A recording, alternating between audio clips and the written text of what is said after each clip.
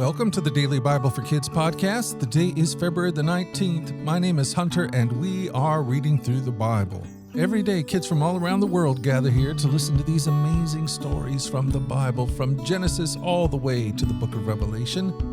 And today we are in the book of Numbers. Some spies went out to see what the land was like that God had promised them. They came back with an amazing report. What do you think the Israelites did when they heard?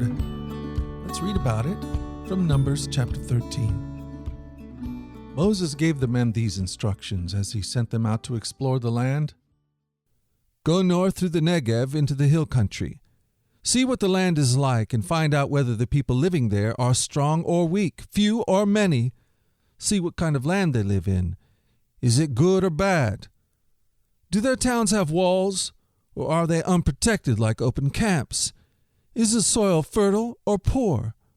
Are there many trees? Do your best to bring back samples of the crops you see. It happened to be the season for harvesting the first ripe grapes. After exploring the land for 40 days, the men returned to Moses, Aaron, and the whole community of Israel at Kadesh in the wilderness of Paran. They reported to the whole community what they had seen and showed them the fruit they had taken from the land. This was their report to Moses.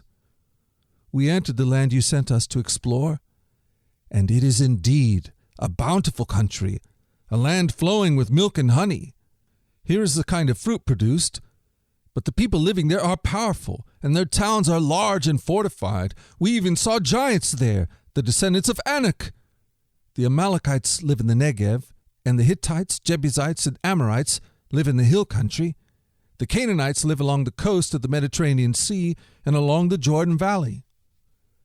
But Caleb tried to quiet people as they stood before Moses. Let's go at once and take this land, he said. We can certainly conquer it. But the other men who had explored the land with him disagreed. We can't go up against them. They are stronger than we are. So they spread this bad report about the land among the Israelites. The land we traveled through and explored will devour anyone who goes to live there. All the people we saw are huge. We even saw giants there, the descendants of Anak.